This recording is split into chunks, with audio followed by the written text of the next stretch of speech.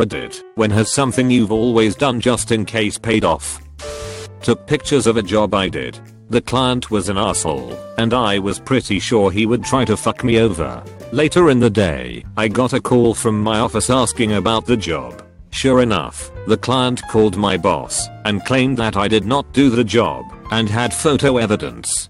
He was refusing to pay the bill. I responded that the client can go fuck himself, then emailed my boss several of the before and after pictures I had discreetly taken, one in particular that had the client in shot checking on me. "Great job there," was my boss's response. Several years ago my 2008 Ford Ranger died and wouldn't start again. After I got it towed to the dealership, they confirmed that my engine was completely shot. "Don't I have warranty?" I asked, desperately. "Let's see. Oh, it looks like your warranty expired 8 days ago," the lady at the desk told me. "Oh forfu. Apostrophe. Wait, it looks like you did pay for the extended powertrain warranty when you bought it. I guess it is totally covered. Apostrophe. Oh thank Christ." My wife started planning a very expensive, very exotic trip a year in advance. We planned every other weekend, made payments, set up things for my business, and got almost all of it paid off ahead of time. The day before we were supposed to leave, she went to the hospital for an emergency appendectomy. Trip cancelled hours before we were supposed to be on the airplane. Tears were shed. She went through all the stages of mourning. A few months prior she asked me if we should get trip insurance. I was pretty meh, but she's the cautious type. In the end we got virtually all our money back, save the cost of the insurance, and we will be taking our trip in 2 months, as though nothing had happened. TL. Doctor wife got appendicitis the day before hugely expensive trip, but had trip insurance to cover it. When I was a teenager I used to keep a jar of Grey Poppin in my car, just in case someone pulled up next to me and asked for it. You know, like in the commercial. One day, someone did, and I blew their goddamn mind. When you travel, bring one roll of toilet paper in the suitcase, just in case. Last holiday was at an apartment rented through Airbnb, and we did not have a car. We were dropped off by a taxi late afternoon and there was no grocery stores anywhere nearby. Having a tow strap in my car, $40 investment has probably saved me 10x that in towing fees. When I slide off the road in the winter, I hook my car up and then stand on the side of the road with the other end in my hand. Turns out people with big trucks really like to show off how powerful their trucks are. I always leave early to get to work because you never know about traffic. Almost all of the time it just means that I get to work early. However, a few times traffic or road construction, etc., has slowed me down, but in all the years I've ever worked there I've never been late. Cutting it close, yes, but never have I been late. I always bring a bottle of water. I have panic disorder and like to have water on me to make me feel better in case I have a dry mouth, coughing fit or some other symptom of a panic attack, and at the time was really afraid of getting stuck in a bad elevator in my building. I got stuck for 1 hour that day with my 2-month-old son. I brought my water just in case thankfully, and my phone. Firefighters had to rescue me as the elevator company took too long to arrive. When my kids were little they would set out cookies for Santa. One year when taking the bite out of the cookie I shifted it over and created a slightly larger bite. My wife said, "Do you really think he'll check?" I told her it wouldn't surprise me. He's always been legitimately brilliant. The next morning kids are up and they noticed the half-eaten cookie. My son handed me something to eat a while later and snatched it back out of my hands. He walked over and picked up the Santa cookie and lined them up. The dental impression was not a match and Santa lived on another year. Anytime I get out of my car, no matter how sure I am that I have my keys, I still stand there with the door open for at least 5 seconds. This weird habit started after being a young college student with no money and locking my keys in the car multiple times, one time even with the car running. Haven't done it since. I will sit there, feel my keys even, and still give it a few seconds before shutting the door. I always pull/push on a door after locking it. Lucky me, a few weeks ago, I did this, and the door swung wide open. Door frame gave away where the bolt goes. So I went back inside, locked the deadbolt, went out the other door, and then made a request to have it fixed. Had I not been testing, my door would have been left unlocked. And thanks to our uneven ground, the door swings open by itself. So it would have made its way open, and stayed open, while I was out for 12 hours. Before I start traveling on my motorcycle, I make sure my pockets are zipped, and top box shut. 7 times. And then extra at the stoplight / along straight. 2 times I've noticed I haven't done my helmet strap through vigorous checking. Haven't crashed, but if I did I'd probably not be a virgin due to how fucked I'd been. Before leaving the church where I'm musician, I've always made it a practice to go back to the console one last time to be sure that I've turned the organ blower off. More than once it paid off as I found it still going after services, lessons, or practice sessions. If the organ blower had gone all night it would have overheated, not to mention a significant waste of energy. For my very first auto loan I opted for the gap insurance much to the disapproval of my family who swore it was a waste of $700. After 5 years I was in an accident and the insurance only covered $10k of my remaining $12k balance.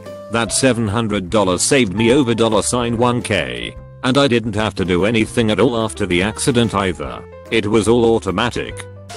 I always get one bus earlier than I need, because then if it is late, or doesn't show you're still okay.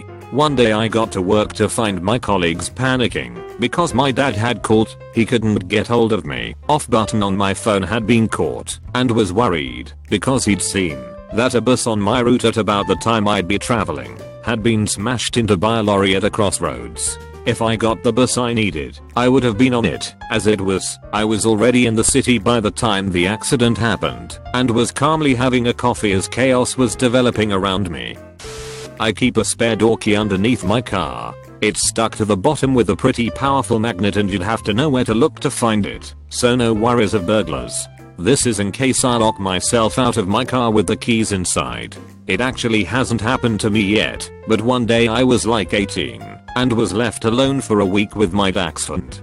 He seemed to be getting bored of me walking him around the neighborhood, so I decided to drive him to the local college campus for a walk so he could meet some new people. He loves new people and pee on new bushes, also loves new bushes. Well, the town itself isn't super dog friendly, so despite him being rather small I can't take him inside anywhere and there isn't any restaurants with outdoor seating available. I wasn't in the mood for like the Mikey drive-through, but it was a hot summer day, so I couldn't leave the dog in the car even for a few minutes. Well, I blasted the ack and left him some water in a bowl and locked the door from the inside so he could stay cool and I didn't have to worry about the car getting stolen. I got it to go, so I wouldn't be long, but I get paranoid about leaving my car unlocked even for 10 minutes. Used my secret door key to get back in and shared some of my bacon with him for being good and not peeing on the seats, and then we went to the college to have fun.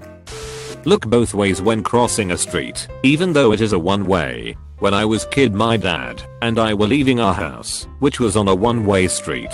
About a block down we see this car coming down the wrong way really fast. My dad was luckily able to swerve to side and avoid having this guy ram into us. A few seconds later we hear sirens and see lights as a bunch of police cars come down the street. My dad got out and started gesturing with his arms and yelling at them that the guy turned into the alley. After that day I started looking both ways, even though a street is one way, because you never know if something crazy is going to happen like that. It's come in handy a couple of times, although with crazed criminals barreling down the street, just idiot drivers that didn't realize they couldn't go that way. I guess buying premium health insurance. Parents kinda just convinced me to keep my insurance and to use it for the extra benefits like opto and dental. Had stomach cramps one day, was sent to the ER, did an MRI and ultrasound, no causals and fixed with an IV drip. Special note at the bottom, please refer to urologist, kidney is shaped abnormally. Next minute, stage 2 kidney cancer, and within a week, had open surgery and kidney removed. I only paid $2k excess for my insurance, but the procedure was worth $45k. Some of it was comfort, since it was a private hospital. Private room, personal attending nurse 24/7, 5-course meals that I didn't eat at all, Discovered the joys of Jello and Rehab. I was only 24 years old. Taking toilet paper on holiday. My grandma used to squash 2 under her mattress and pack them in her suitcase just in case. People always think I'm a weirdo and say backquote, but hotels have toilet paper. I can't even tell you how many times I've had to call on that emergency toilet paper. I always kick my shoes before I put them on to scare out any critters that might be inside. Pretty unusual habit for my area. One morning I kicked my work shoe and a $half sized monster that looks like it could have been the spider that ate Frodo came running out of my shoe. I cringed thinking about what that unexpected, pokey, squishy, wiggly crunch would have felt like beneath my socked foot. I have to approve certain things at work. There's a rule you can set to forward your approvals to someone which you set when you're on vacation. For 8 years, I always set the rule to forward them for a day longer than I was going to be on vacation just in case something happened. You can take this off as soon as you get back. 2 times this year my flights were cancelled coming home and I couldn't get out until the next day, and it saved me and my employees a giant pain in the ass. When I lived in Tennessee I always used to park maybe 100 yards or so further away from my workplace in a different lot so I could be on high ground. The normal parking lot was really close to a creek that swelled and got really turbulent every time it rained. My co-worker said I was paranoid, worrying about flooding. One day we had a big storm and the lot flooded. 2 of my co-workers' cars were destroyed. The cars were half submerged. I lived abroad in London several years ago. I brought several of my own toiletries because I didn't want to pay for new ones when mine were perfectly acceptable. Plus I have a lot of skin allergies and need certain products. I brought my own toothpaste and the dentist whom I went to 3 times while there. I ended up having a lot of dental issues come up. Said I was smart for bringing American toothpaste because it had more fluoride in it than British toothpaste. I also lived in Israel a few years ago and brought an entire suitcase of toiletries. I did not have to buy a single toiletry the entire 10 months of living there. I don't know enough Hebrew to read the products, so having my own stuff helped me due to my lack of the language. Plus this was a good way to make friends. I was known as the mom of my group since I had everything anyone could ever need. Honk before I reverse a vehicle. At least once a kid has ran away from the back of my car. On my work software there is a tiny little field where I can put in about 50 characters worth of notes before I finish an application on a client account. Hardly anyone ever uses it, and I cannot fathom why. I have noted receipt numbers, major purchase orders, cost agreements, all kinds of stuff, and it has saved my ass. Every now and then a new person takes over an existing account and they audit it. Without fail I will get them at my office demanding to know why certain transactions/payments were made. The notes back me up every single time. One lady wanted me to personally reimburse her for nearly $30k worth of camera equipment. Check notes. Found original purchase order. It was her damn signature on the receipt. Suck it. Keeping a baseball bat next to the bed. Figured it was overkill and would probably never need it. Then a guy broke into our house while we were sleeping a few months ago and arrived at our bedroom door before he realized someone was home. I've never been so glad to have a weapon on me. There was one of those dog tag engraver machines at Walmart. You could get a dog tag for like $8 or something pretty cheap. My mom said we didn't need one for our puppy because he's always at home, but I convinced her anyway. We engraved this cool American flag looking one and came home and put it on him. Next week he gets hit by a car, escaped from a friend's house we were visiting. Some passerby managed to pull him to the side of the road and called my mom's cell. He's a Darkson for size reference. We were at Olive Garden, but she ran out and drove to where he was to pick him up. He was in the passenger seat bleeding and non-stop crying. Was so sad to watch. Multiple surgeries and $8,000 later, he's doing fine. If we didn't get that dog tag, he wouldn't have been alive today. This was about 10 plus years ago. When I purchased my very first car, I added on loan insurance. At first all I heard it covered was death and disability. Sounded very non-necessary at the age of 20, but whatever. It was only a few bucks added on, so why not? Sometime later, I had unfortunately lost that job and went through my reserve before I found another job. I went to my bank who I had the loan through and asked if there was any way to skip 1 month payment on the car. It turned out that loan insurance not only covered 6 months of my auto loan payment, except for interest, it also covered 6 months worth of my credit card that I had with the same company. Ever since I also overpurchase, within reason, insurance, which came in handy for a later incident with my auto insurance. Always get insurance, just in case. I live in Manhattan, NY, and have for most of my 35 years. I'm a tiny little Italian girl and rely heavily on public transportation. Subways and buses all hours of the day and night. I put all my cash in my bra at all times. I figure if they try and mug me, I'd always have my money. Well, it happened once, middle of a weekday rush hour on Subway. Rarely happens, and it was a day I had a lot on me. Is able to replace everything and did not get hurt as I didn't try and fight giving up my purse as I knew I had all my cash on me. Best habit ever. Keep my copy of my apartment lease. I've been in the same apartment complex for 4 years and I've signed a 1-year lease every year. Every fucking 6 months after I sign a new lease I get a letter telling me my 6-month lease is up and they will be raising my rent. Every time I tell I signed a 1-year agreement they ask me if I have a copy of my lease. I'd move from this poorly managed complex, but the location is great.